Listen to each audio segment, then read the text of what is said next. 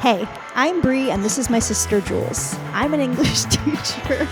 And I've got that one international smile. And together, we drink wine as we unpack the brilliant writing of the hit 90s sitcom Boy Meets World. Cheers! Cheers! What are we Clink. drinking, my sister Julia? We're actually drinking our first Argentinian wine and First. also our first Malbec. Love a Malbec. Let's see. It's called Uno.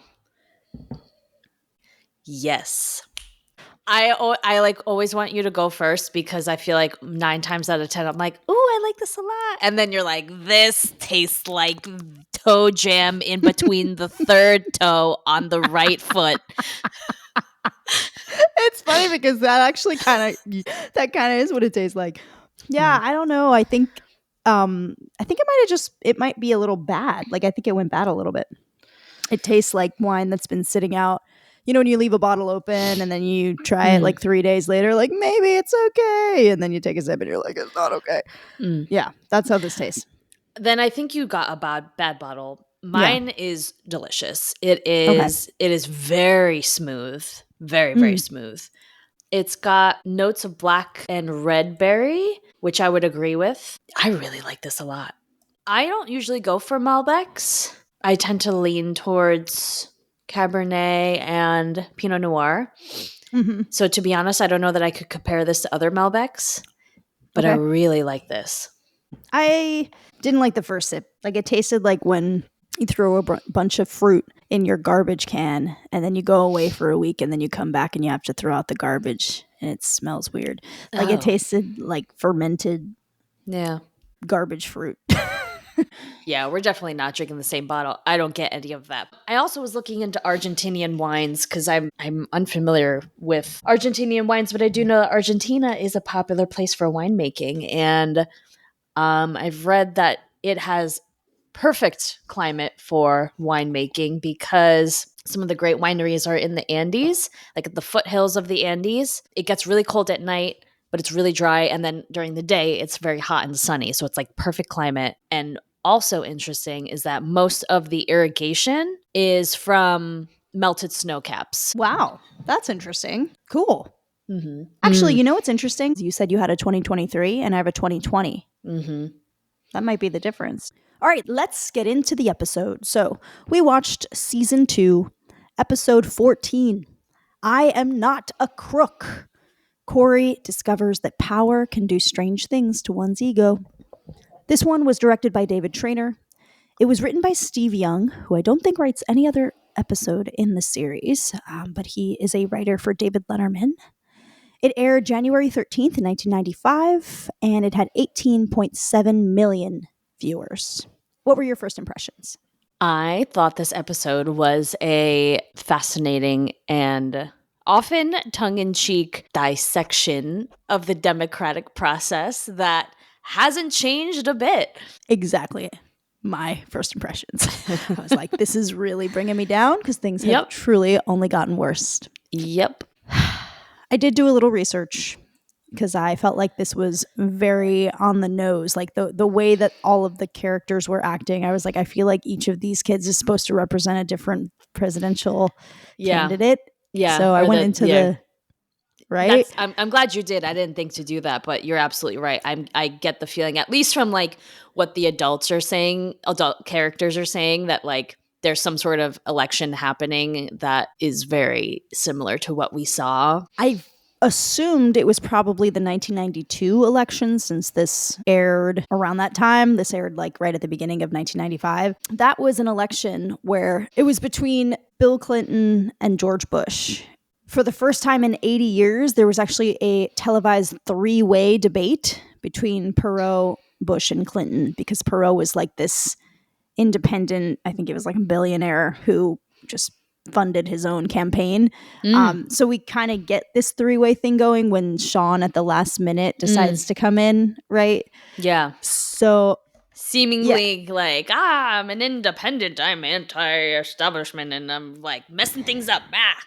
Yes. So I don't know if Alvin and Cory could line up exactly as Bush or Clinton, but I feel like there was a lot of unhappiness. There was a lot of people like switching parties because like there was a lot that they felt needed to be fixed, but they weren't sure who was going to do the job. So it was a very interesting election for that, which is why like the independent, I think, was able to really gain some traction because people were looking to like just pick a candidate that would solve the problem, and not worry so much about what party they were.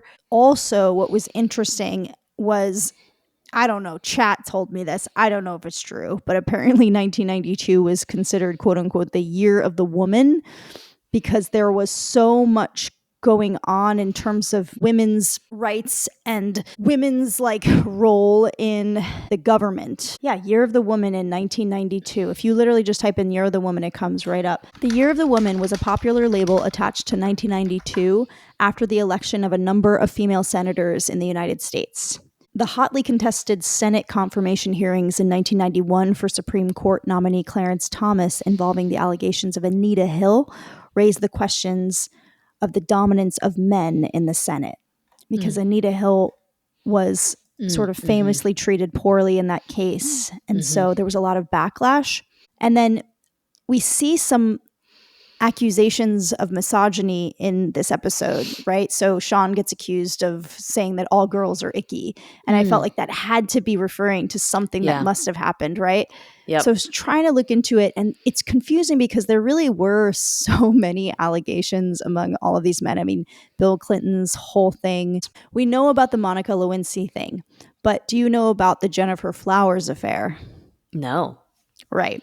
So before he even was elected, he was already being accused of having had a 12-year affair with this woman named Jennifer Flowers. She was an Arkansas state worker. And the Clintons together addressed the allegations in a 1992 60 Minutes interview where Bill Clinton admitted to causing pain in his marriage but denied the affair. And Flowers, who was paid by a tabloid for her story, insisted that Clinton was lying. And then later, he admitted to a sexual encounter with Flowers during a 1998 deposition. That's not, I think, what Shawn was being accused of. So I think that Shawn's accusation is actually referring to Dan Quayle. So Bush's vice president was Dan Quayle. And he was at the center of a major national controversy for his comments criticizing the television show Murphy Brown. So in this show, Murphy Brown, there's a woman who chooses to be single and have a child. And he gives a speech in May 1992, on family values. And he singles out Murphy Brown, and he criticizes the lead character, who is a single professional woman choosing to have a baby on her own, for, quote, mocking the importance of fathers. So he gets criticized for being sexist, and it's called an attack on women's choices regarding motherhood and career. And it fueled this whole national debate about single mothers and family values. And basically, this whole thing was kind of a misstep politically that hurt the Bush Quayle ticket. And so I think that's probably what is being nodded at least a little bit in this episode, right? Yeah. Or like even just the idea of candidates in past elections probably most likely being like, in the past kind of anti-woman or believing that women shouldn't be in government, and then like flip-flopping and changing their mind and being like, actually, we're very supportive of women. And in fact, here, I have a female vice president. So I definitely was recognizing what the writers were doing there. Interesting. Yeah. This was all, that campaign was crazy. Like there was so much name calling, and like there was a lot of dirty stuff going on in terms of trying to catch people for doing things in their social lives that would, discredit them. Yeah. A little smoking gun to get them to step down. Yes. One last thing.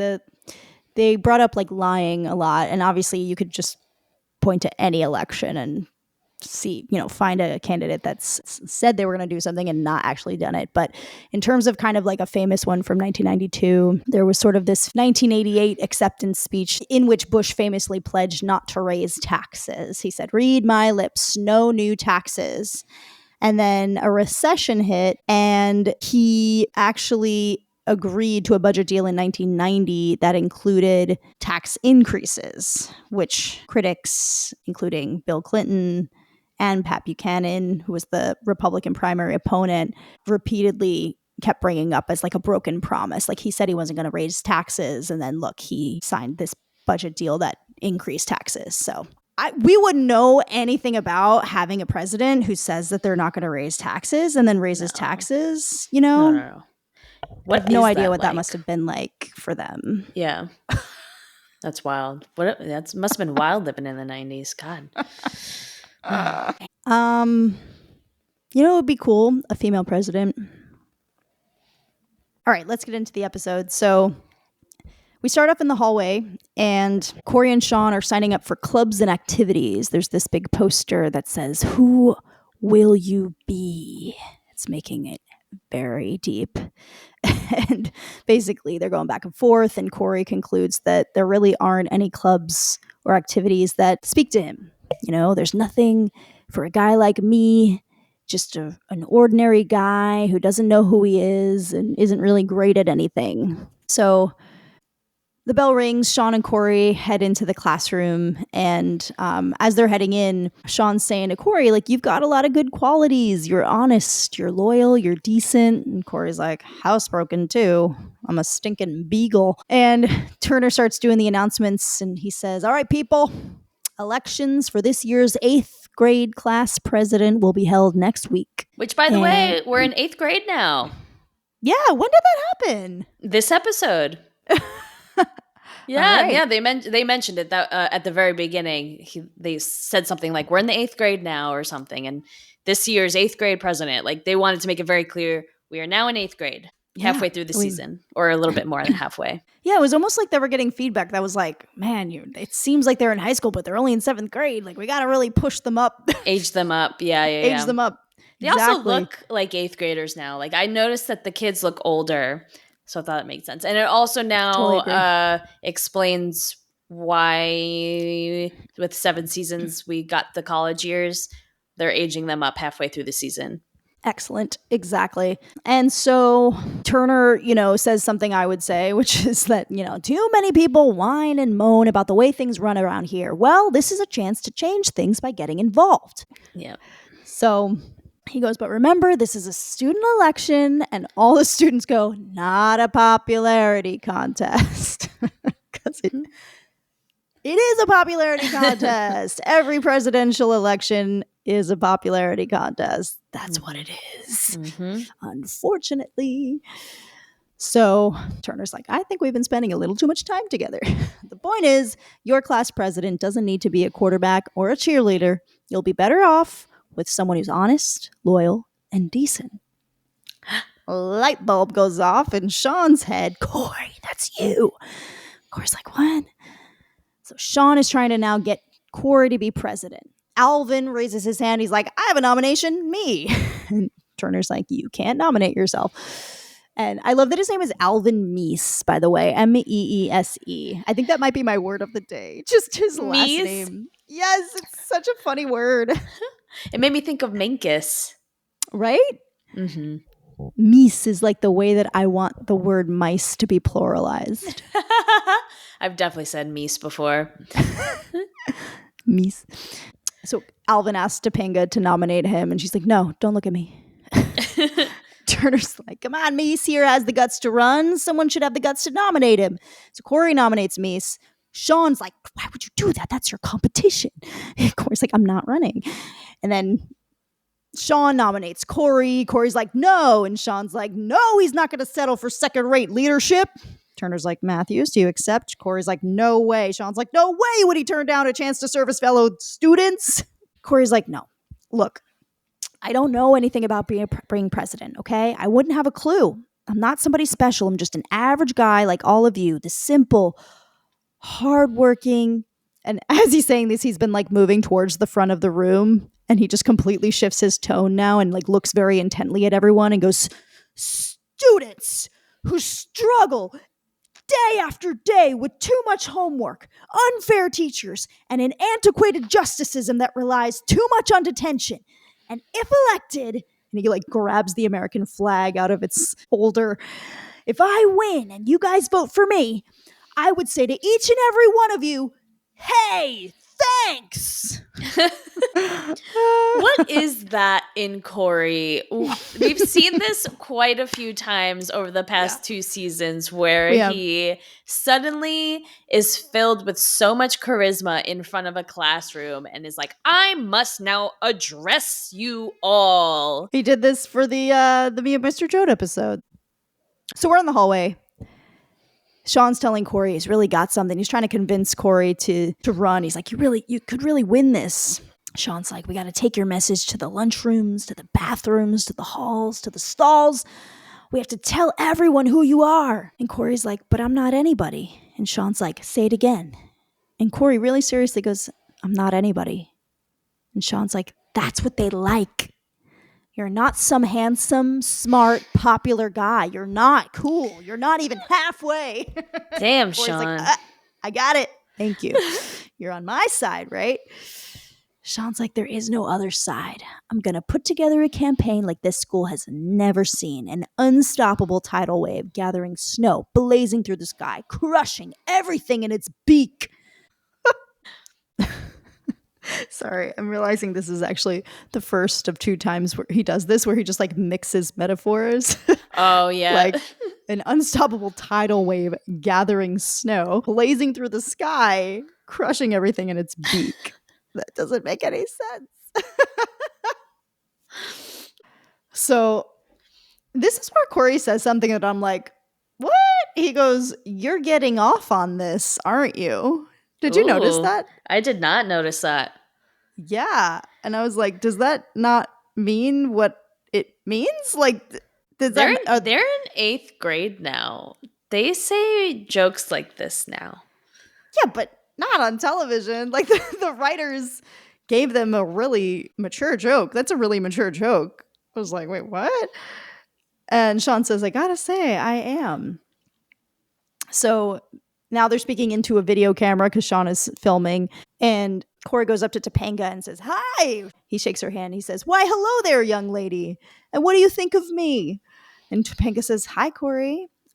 Tell me how you plan to make this school a more effective institution for the entire student body.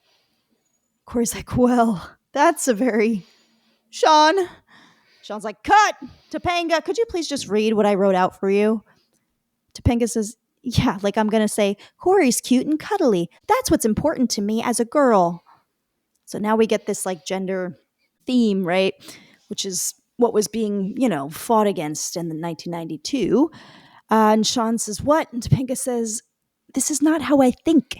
This is not how any girl thinks. And then she says, and there's no M in cuddly. Oh. Right? I was like, what did he write? Oh, interesting. Right? Maybe it was a harmless joke, or maybe it wasn't.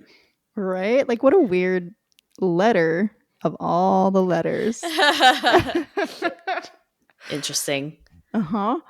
So Cory says, Topanga, please. Shawn knows what he's doing. Shawn says, no, I don't. Cory's like, what? And Shawn's like, really? She's right. I should have been more sensitive to our female brothers.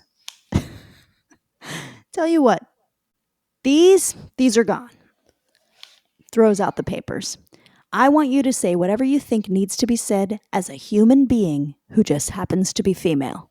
Topanga says, apology accepted. And Shawn says, all right, before you start, could you wet your lips? Topanga's like, you are so sleazy. And she leaves.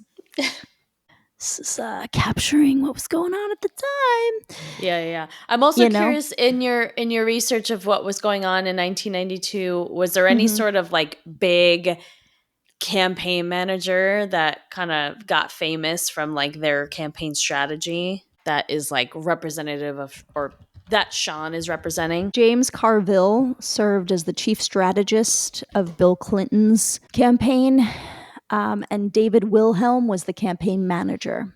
Carville is famously known for coining the phrase, it's the economy, stupid, which became the central focus of Clinton's campaign. Carville's energetic and unvarnished persona became emblematic of a new, more modern democratic approach to campaigns. He was seen as a key figure in showing Democrats how to win again after a series of presidential losses. So he was kind of known for this idea of the War Room, which was a campaign headquarters in Little Rock, Arkansas. And it was created with communications director George Stephanopoulos, and it was a rapid response center that addressed and neutralized attacks from opponents. So in a whiteboard in the War Room, he wrote 3 messages, the most famous of which was, "It's the economy, stupid," a phrase meant to keep the team focused on the struggling economy, which was a top concern for voters. So he was really good at making sure that they just strategized brainwashing voters into voting for Bill Clinton, and was really good at deflecting the accusations of Jennifer Flowers, for example, and the marijuana controversy. Like, Bill Clinton basically was still able to win despite kind of having a lot of pretty scandalous accusations thrown at him by following the advice of James Carville. Interesting. Yeah. Huh. So Shawn's supposed to be him, I think. Yeah. So we're in the kitchen, and Shawn's filming another campaign video, and Amy comes down and reads the script. Turns out they're going to say that Cory wakes up every day and does whatever he wants. He eats pizza for breakfast because his parents are dead. Amy's like, "Oh, excuse me?" Cory's like, "Don't worry. After I get elected, you're going to be found living amongst the bears in Oregon." Oh my goodness, the lying. The lying. And the ease of the lying. And unfortunately, I'm like, yeah, of course. Like, I'm not like, like, this is so normal. I don't question any of it. Yeah. I've said that to a kid before. Like, a kid just lied, and it was very low stakes, but I was so fed up with them all just lying. Like, it was so fine and normal, because at the end of the day, they know their power as kids, and they can just say whatever. And then if I push them on it, then I look like I'm being abusive, like, because I'm not taking them at their word. And how dare I not take them at their word, But I just looked at him and I was like, it's not so much the lie that you just said to me, it's the ease with which you just said it. And that was it. And it was just silent after that. Like, I can't. It's not good. And the fact that it was happening back then and that it's still happening now, I don't know what to do about it. How do we break this cycle? I mean, the politics have gotten so much worse. And it was bad back then. It was all shocking and terrible back then when all these things were happening, right? Like, we had a president who had this scandalous affair, 12-year affair with someone, and then the Monica Lewinsky thing. Like, at that time, it was very scandalous that he had smoked marijuana. It's not, but it was at the time. Yeah. Like, now we have this president who, I don't even know where to begin. I don't even know where to begin with this president. Yeah. Like, yeah. This seems like it's as bad as it can get, but I know that it can get worse. Like, is that what's going to happen? We reach new lows like every week. Like, what is the point of having a president that is like this? Like, what does it actually do for us? It doesn't do anything for us. It does stuff for them. It helps them make more money and helps them do things that help them, but it doesn't actually help us. So what are we doing? Like, how are we fixing this? How did we not learn any lessons from this 1990s stuff? Like, how did we not learn at the very least that they're lying to us to get our vote? Yeah. I might not come back from Japan. I might stay. Just remember that this stuff is happening all over the world, people. I'm just going to throw that out there. Like, my friend was talking about moving to Italy, and I was like, do you know what's going on in Italy? Like, this is happening all over the world. So yeah, Cory is lying that his parents are dead. But also, I skipped a short scene with Eric where Shawn wants to show the brotherly relationship between Eric and Cory. But did you notice the audience's reactions to Eric being on camera? Yes. See, I don't understand how the live audiences work, because to us, this is one season. But I do, as I say this, I realize that I do feel like the boys look a little bit older. I think Cory looks a little bit older. So I wonder if time has passed and this is kind of like season 2-ish of this season 2. And there's been like a summer break and now they're back and the live audience is like excited to see him for some reason. I don't really understand. There hasn't been, though.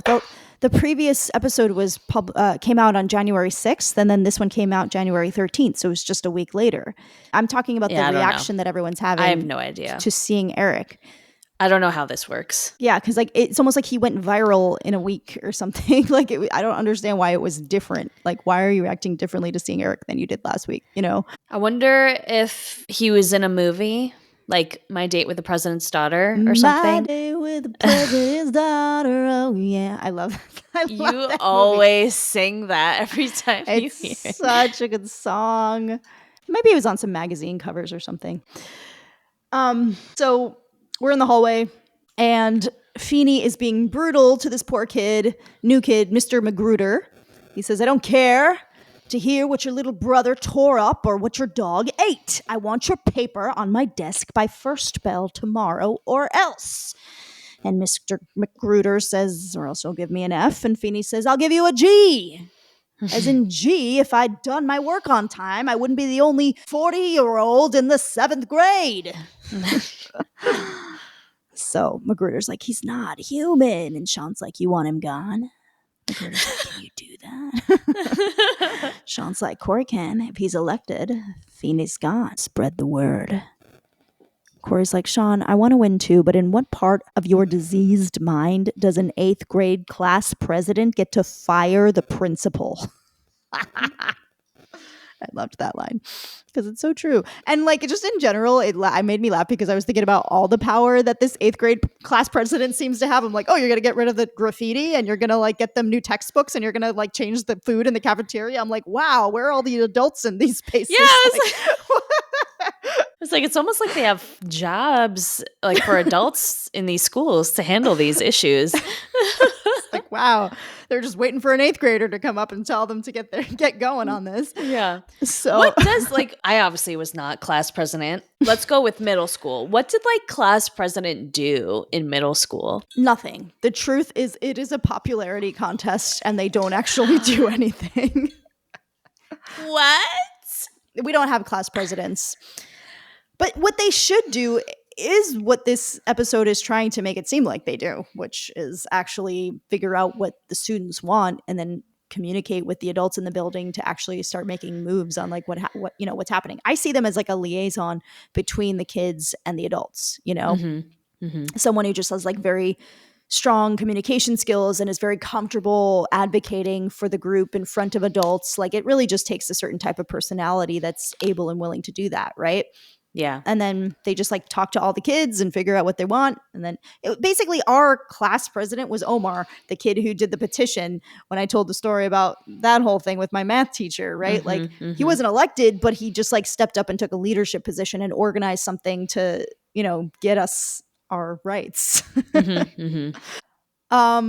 So then we're in the cafeteria and we get another scene that feels like a scene from Me and Mr. Jode where like kids are standing on the chairs and like yelling about things. And Alvin's on the chair and he's, announcing what he would do if he was president. He's like, and if teachers get paid for teaching, then students should get paid for learning.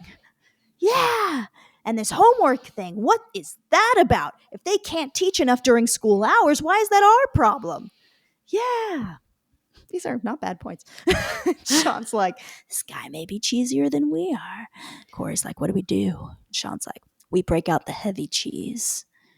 Let me tell you something, my friends. How can you believe anything this guy says? He's got straight A's. He's been making you look dumb for years. Can you really trust this curve breaker? Curve breaker, curve breaker. He really is Cavill. So, nudges Cory to say something. Cory gets up on the chair. My fellow students, there are many challenging issues which currently face John Adams High. Issues that seemingly have no solutions. And I say there'd be fewer problems if we spent less time here. I mean, what's the deal with these 5-day school weeks? I don't know about you guys, but I'm pretty much shot by Wednesday. So let's end the week there. If I'm president, Thursdays and Fridays are part of the weekend. And Mondays are optional.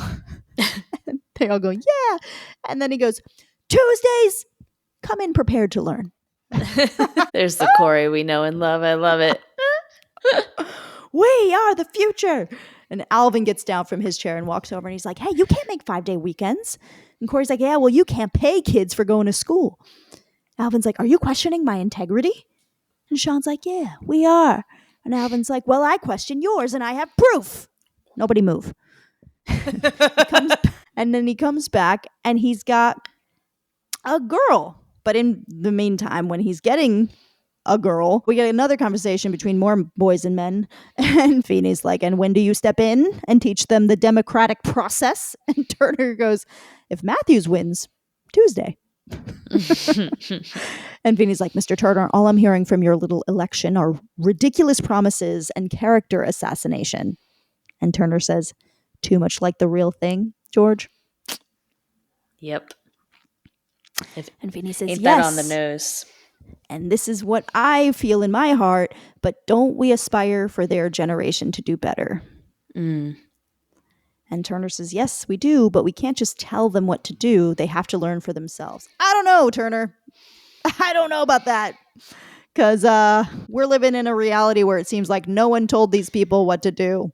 And they never figured it out. They never learned it. Yeah. I feel like I know the answer because we've talked about it a lot, but do you feel like in general, this generation, it's been a lot less, this is what you need to do, and more, tell me what you have to say and figure it out? And how is that affected how they go about the world? We've totally shifted into like a telling kids what to do never works mentality. So like you just have to let them figure it out. And it's a lot of like independent learning and like project-based learning. And while yes, I do believe in general kids do learn better that way, I just feel like we're completely forgetting that for generations there were elders that passed down wisdom and knowledge to younger generations. And yes, always they're not going to listen and they're going to have to figure it out themselves. But if they've never even heard what they're supposed to do, if they've never even been taught about the mistakes that previous generations have made, they're going to be reinventing the wheel. They're going to be going from the ground up with these things. Like, you know what I mean? At the very least, they could be starting at a higher level if you're already teaching them about previous, because you bring up a good point. Like kids are going to mess up. They're going to go, they're going to defy. That's what they do. That's what we all did as kids. Yeah. But not giving them anything, why would you not, The independent project-based stuff is really effective if they've also been taught the answer, So like if you tell the kids a story about an election in the past where, let's say, I remember learning about an election, I can't remember even which election it was, but an election where there were two candidates that were fighting for essentially like the same ideas, but there was like one little difference between what the two of them wanted. And then there was a third candidate who had totally different ideas from the other two. And for the most part, the two had like way better ideas. And like the third one, like no one wanted that person to be president. But because the votes were split between the two that were almost on the same page, the third president won. The third candidate won. And so no one was happy. So I remember learning about that and it stuck with me. And I remembered, I don't remember exactly again what the situation was, but I remember being in a similar situation in my life where that was like almost about to happen. And I remember being like, no, no, you both can't run for the same thing because it's going to split the votes and everything's going to go to this person. So just don't do that. And we were able to like avoid having to learn that very basic and obvious lesson because it's already been taught to us. They could be taught about smear campaigns and character assassination and times when candidates have lied to the people and the response that's stuff you can learn about in school. We should have. I did not at all. The way that I approached elections, and maybe this is like unique to me and like I was just kind of ignorant and not in the real world because I was like in my little teenage pea brain and just focusing on like my school and then my hobbies. That felt very much like adult world that I didn't pay attention to. So like the way that I learned about elections was very cookie cutter in its approach in history. They didn't get into the nuanced issues of like campaigning and just kind of how that typically goes until I saw it for myself. And I'm like, ooh, Yeah. And I wish that I had learned about that so I can kind of see it for what it is out the gate than trying to figure it out as I go. Totally. I didn't want to fall for the traps that I fell into the first time around when I first voted. What do I do? You are frozen. There we go. You're back. You froze. Okay. You froze. No, you froze. Okay. So when Alvin goes off to get Paula, and we get the conversation between Turner and Feeny, there's also a moment where Shawn turns to Cory because Cory's like, uh-oh, like, does he have anything on us, for this smear campaign? And Shawn's like, listen, Cory, a lot of weird stuff happens at the trailer park. And every part of me wanted to be like, ooh, what is it? What's the juice? I want to. So Alvin comes in, voters and voterettes, which I'm glad that we have moved away from this. I think in the past it was a way of being respectful to women because women didn't have the vote and then they did get the vote, and like actors and actresses, right? Like this idea of like separating the two. I do think I understand the intention behind it, but now I'm glad that we're moving into like everybody's just an actor, everybody's just a voter, everybody's just a server. There aren't waiters and waitresses. Everyone is just a flight attendant. There aren't like stewardesses. Like I like that better. Yeah, but yeah. Voters and voterettes. This poor exploited young woman is named Paula, and she has a sordid story to tell. This is Jennifer Flowers. Go ahead, Paula. Tell them what you told me. Spill it, Jenny. And then when she started, I was like, what is she going to say? Because I was thinking of this like sex scandal. And she was like, when I was in the 3rd grade, I was like, 3rd grade? Oh no. With Shawn Hunter. One day, he and I were standing near the monkey bars. I was like, what did he do to her? What did he do to you by the monkey bars, Jenny? I was so concerned. And she's like, and I can't go on. And Alvin goes, go ahead, Paula, be strong. Because the dress they put her in also kind of like said a message that was kind of like she wears sort of homely clothing because her innocence was taken young. Like that was like the vibe I got. So I was like, oh my God. It's giving Mormon trad wife. Yeah. Yes. Yeah. With the hair. Yes. But with trauma. Like, yeah. Oh, yeah. So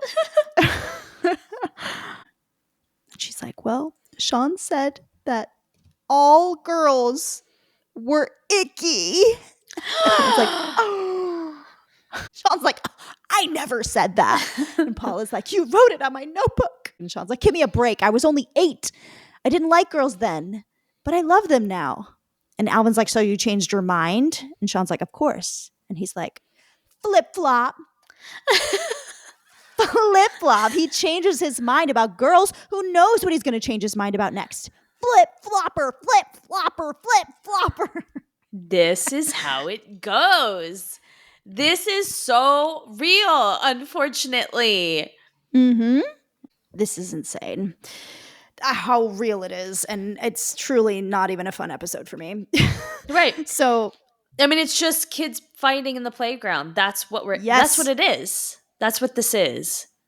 Exactly. Middle schoolers. And I have said that before, by the way. I have literally said the way that our current president talks and is so similar to the way that so many of these middle schoolers operate. Like it's truly like that is where he's at. That is and what do you think that does to children that age who have the same reading level as their president? They must feel like gods. I didn't even think of it like that. They feel like gods. I'm thinking he is a middle schooler. I did not think my middle schoolers are like, I'm as smart as the president. Yeah. Did not think of it that way. Yeah. Yeah. What do you think that does to the mind of a kid who feels like their president is as smart as them? Or it makes them think that they're done. They're done learning. They're done. We've reached at the peak. Yeah. Which, who can blame you, right? Apparently, at your level, you can be president. Yep. And I would vote for some of them over him. I really would. Absolutely. Me too. They're calling Shawn a flip-flopper. Cory's like, wait a minute, he's not even running. And Alvin's like, but he represents you, doesn't he? Shawn's like, I sure do. And Alvin's like, then Cory, are you prepared to drop out of the race? And Cory says, no. And Alvin says, are you prepared to drop your flip-flopping one-time sexist campaign manager?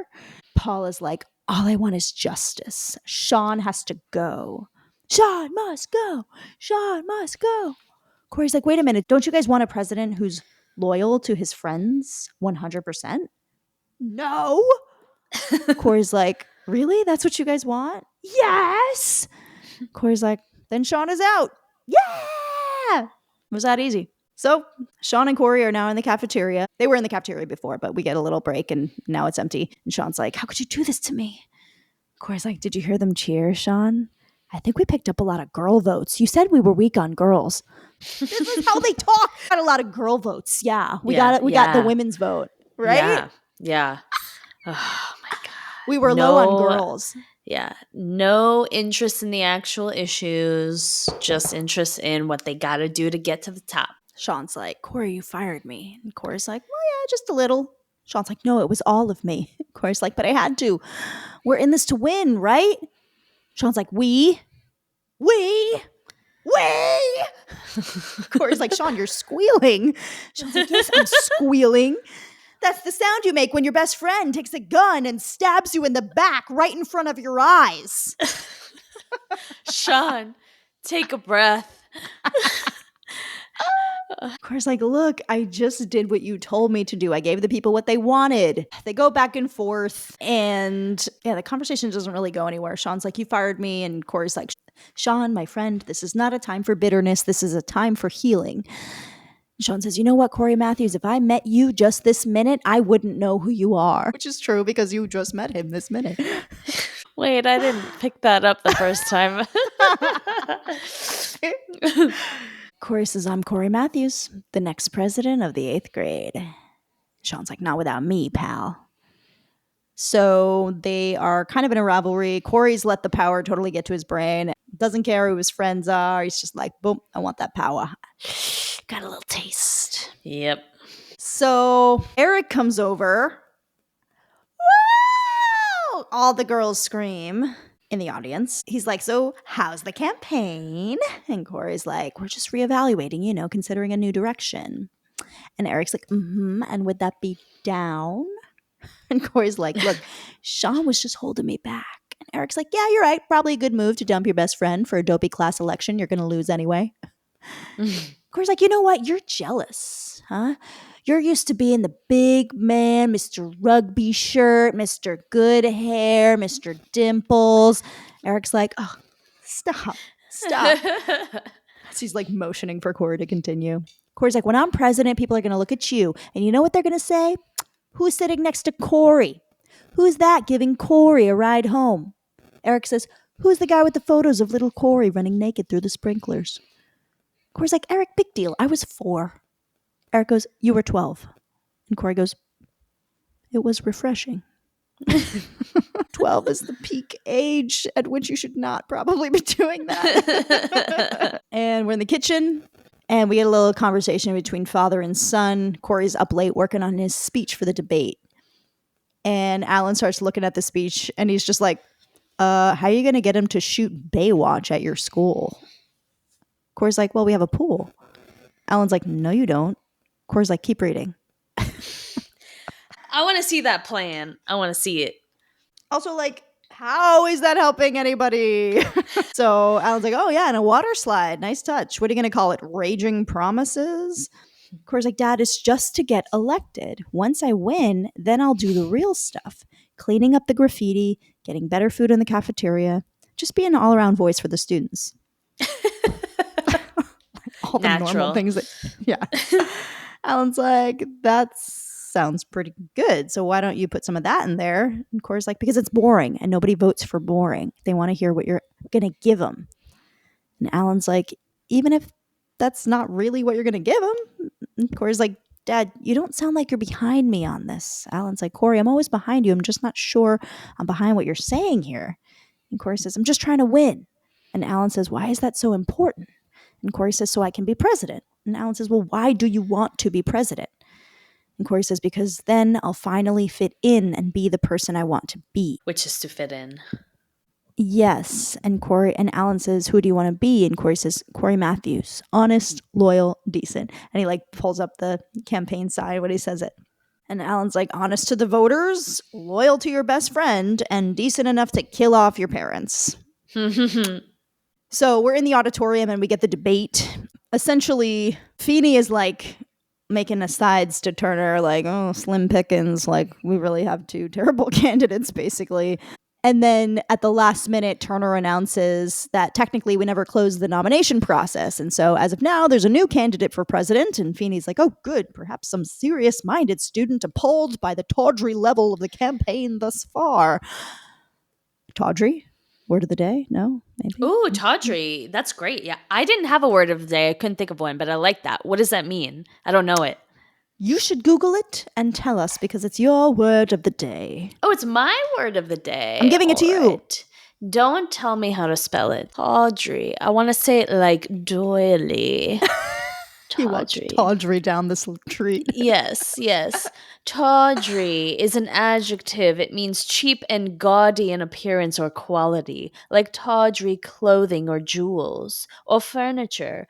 Well, I found myself seated in a horrid little private box. I looked out from behind the curtain and surveyed the house. It was a tawdry affair, all cupids and cornucopias, like a third-rate wedding cake. Quote by Oscar Wilde. Oscar Wilde, that's hilarious. It was all cupids and cornucopias, like a third-rate wedding cake. Amazing. Yeah, tawdry. We need to bring that word back and start judging people and things for being tawdry, like our current president. That's a really pretty name, but not a great definition. Tawdry Marie Rosa. Yeah, that's like cute. I like it. Cute, tawdry. Don't do it. So Turner announces that it is Shawn Hunter, that he is joining the race at the last minute. Feeney's like, I quit. Shawn comes out, how you doing? Vote for me, vote for me. Cory's like, Shawn, what are you doing? Shawn's like, what I should have done in the first place, run for president myself. Cory's like, can he do this? Feeney's like, Mr. Turner, this is your little experiment in democracy. Can he do this? Turner's like, I don't see why not. Democracy is always invigorated by the infusion of fresh new ideas. So Feeney's like, do you have any ideas, Mr. Hunter? Shawn's like, oh yeah, big honkin' ones.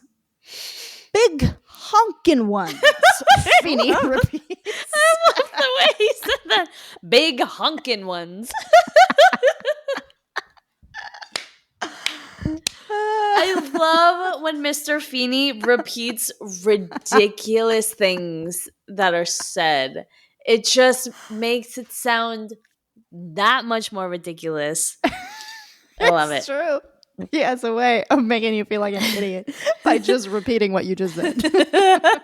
So Alvin's like, so flip-flopper, call any girls icky lately?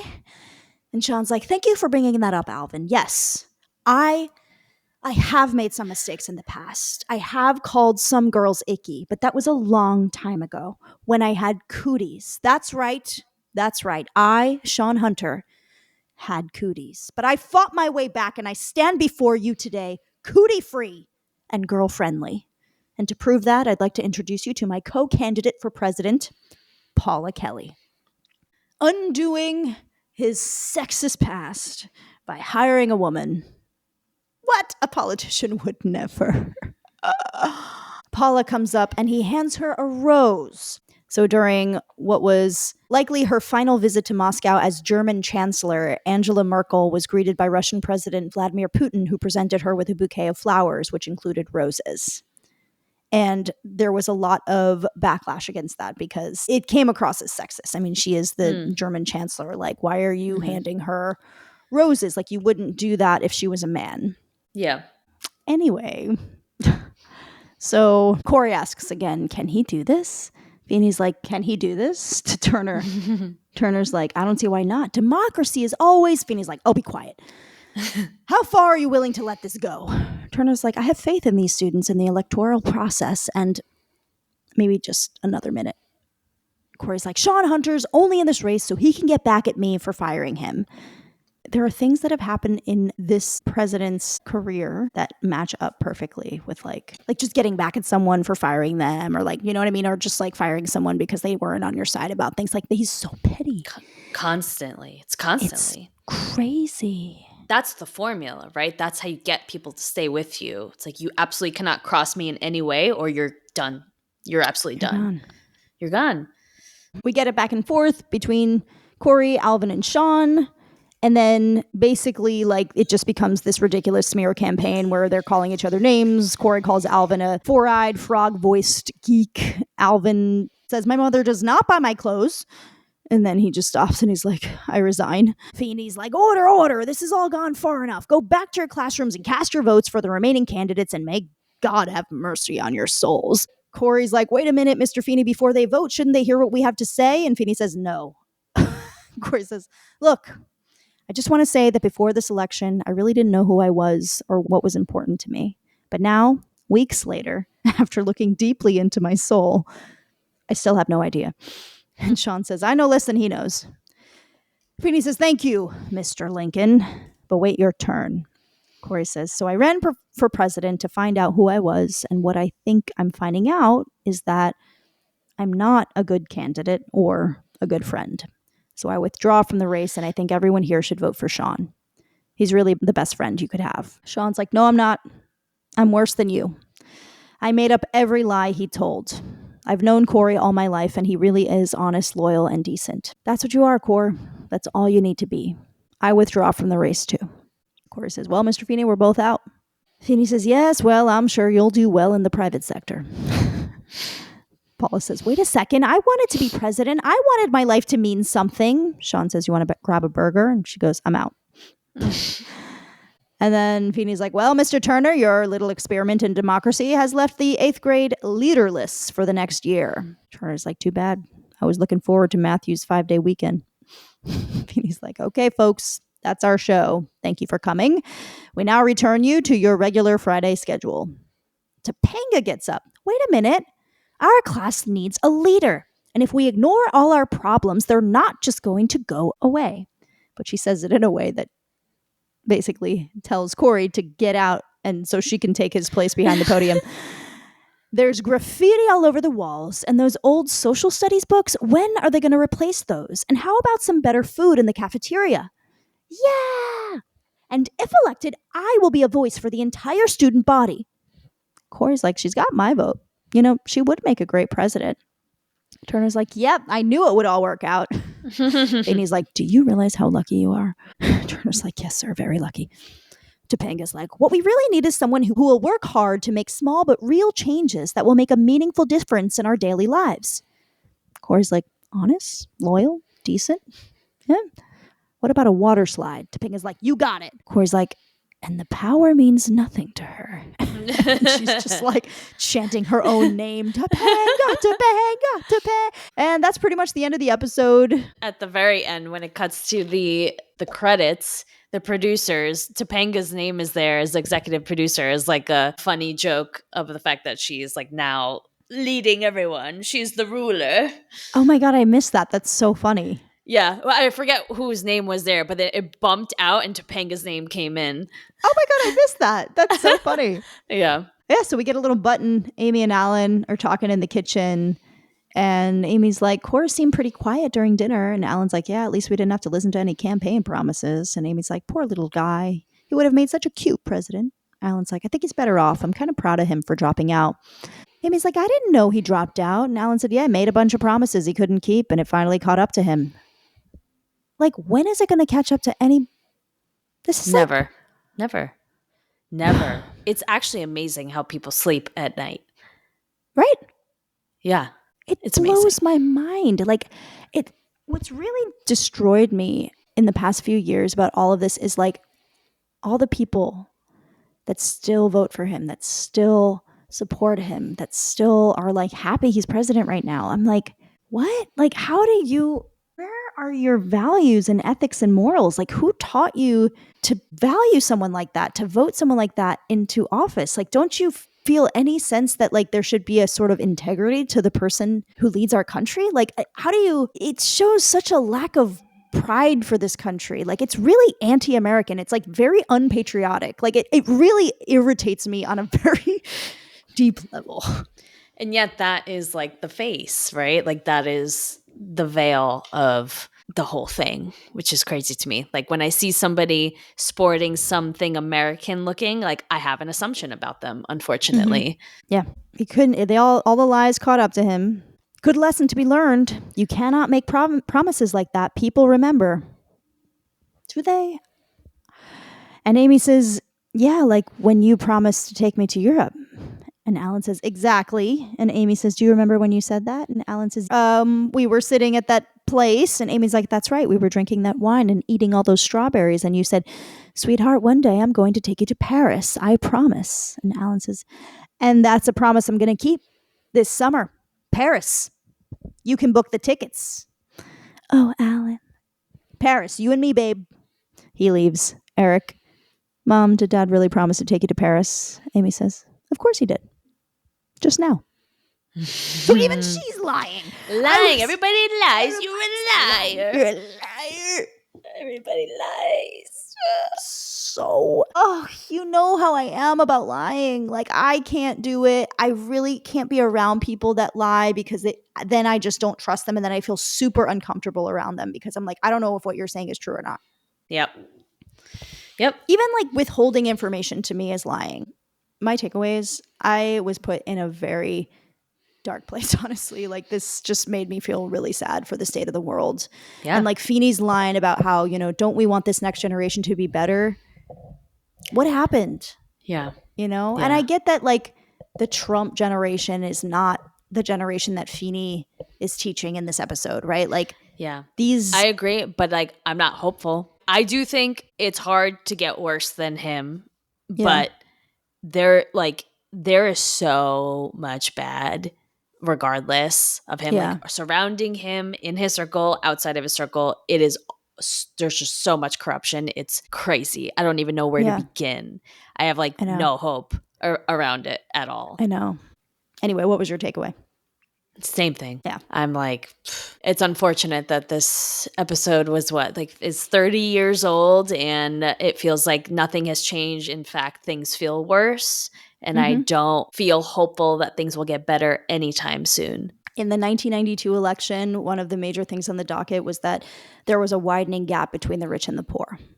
That gap oh my God. is so much wider and is getting wider and wider and wider. And I don't know how that's going to get solved without It's like feudalism part 2.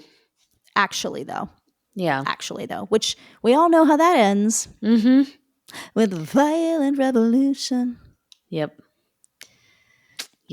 So I think that the people who have the money, they just basically experiment with how much they can squeeze out of people until there's like a little bit of unrest. And then they kind of like release the purse strings a little bit. And then they sort of like tighten them up again. And like ultimately we're kind of just stuck in this like, they've got all the power. I think we're in like the tense part right now. And then they're going to be like, all right. We gotta like spread it a little bit. Not to the point where we break down the whole system. Like we're still going to have the money, but we just need to like, calm people down a little bit. Mm-hmm. Thanks for listening. That's the end of our episode. Please rate and review us. Follow us at Boy Meets Wine Podcast on Instagram and on TikTok. The name of the wine we had today was Uno Malbec from the winery Antico. Theme song credit goes to Julia Rosa. And next week's episode is Season 2, Episode 15, entitled Breaking Up is Really Hard to Do. Cory discovers that relationships based on lies can still last a long time. Wow, continuing the theme of lies persisting. I can't do it anymore. Put me out of my misery. I can't. Bye. Bye.